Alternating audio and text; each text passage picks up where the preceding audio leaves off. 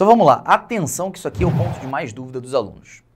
A angina estável ela é definida como a presença de 3 características, pelo menos.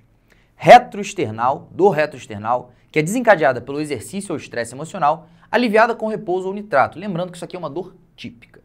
É claro que podem ter pacientes que não têm essa dor típica, mas na questão, na grande parte das vezes, é isso que aparece. E se for isso que aparecer, você vai ficar suspeitando de uma coronariopatia. E você tem que ter certeza disso. Você não pode deixar passar sem um tratamento adequado. O paciente vai fazer infarto. Gente, doença coronariana, infarto, é a principal causa de mortalidade aqui no Brasil.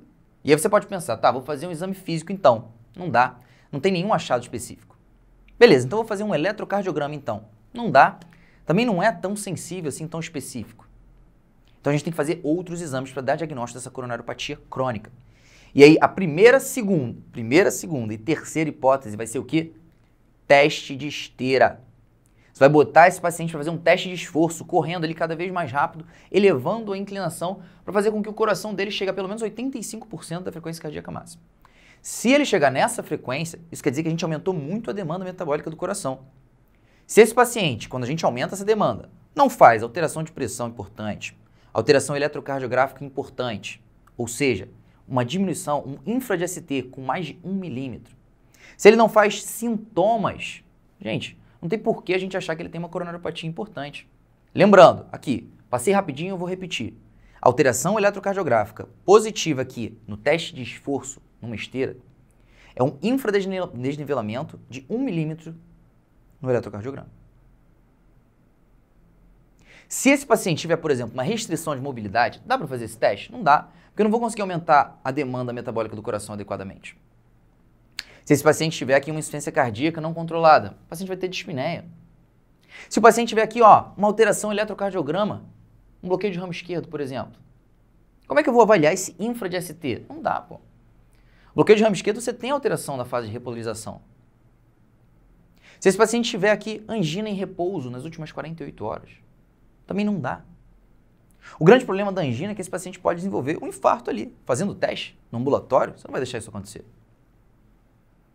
Como que você vai identificar o bloqueio de ramo esquerdo na sua prova, que é a principal alteração eletrocardiográfica que contraindica lá na sua prova mais frequente, pelo menos? Você vai procurar as morfologias seguintes, RS em V1 e V2 ou RR' em V5 e V6. Tudo bem, pode ser que seja um BRE de terceiro grau, que é o que costuma aparecer na sua prova. Então ele vai ter um alargamento também de QRS, 3 quadradinhos ali de duração.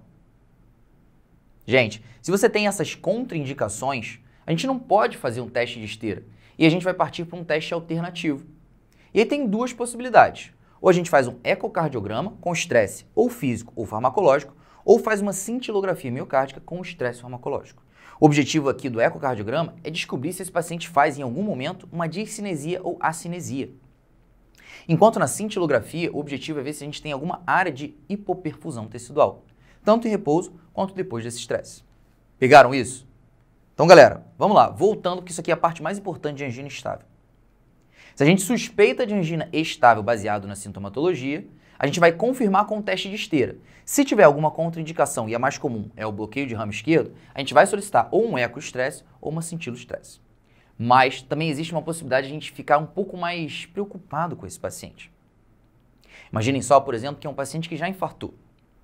Imaginem que é um paciente que tem angina grave e você já tentou tratar e você não está conseguindo fazer com que ele melhore. É um paciente que já fez síndrome coronariana aguda outras vezes e agora está voltando a ter dor. Nesses casos, a gente vai suspeitar desse paciente que ele vai se beneficiar demais se a gente faz uma terapia intervencionista. Só que para fazer essa terapia intervencionista, a gente precisa ter certeza de onde que está essa lesão. E para ter certeza, a gente tem que fazer um cateterismo. Portanto, as indicações, eu vou passar aqui alguns exemplos, mas entendam que é quando você tem um paciente de alto risco, que você suspeita muito de que ele está obstruindo novamente. As indicações clássicas, angina de alto risco, classe 3 ou 4, ou seja, classe 3 é aquela angina aos pequenos esforços, o paciente anda sente dor.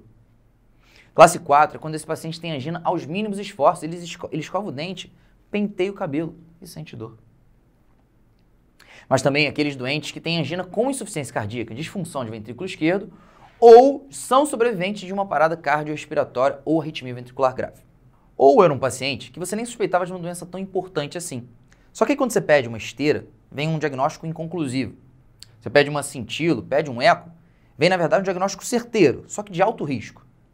Quando essa é a situação, aí sim você precisa fazer um CAT, porque provavelmente ele tem uma estenose ali importante e vai se beneficiar de uma terapia intervencionista. Detalhe, eu falei para vocês que a primeira, segunda e terceira opção, no caso da angina estável, era a esteira.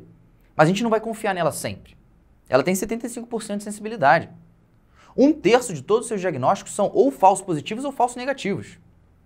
Então, se você tiver muita certeza da presença de coronariopatia significativa no seu paciente, não vale a pena pedir esteira. O que vale a pena é pedir, na verdade, direto um cateterismo.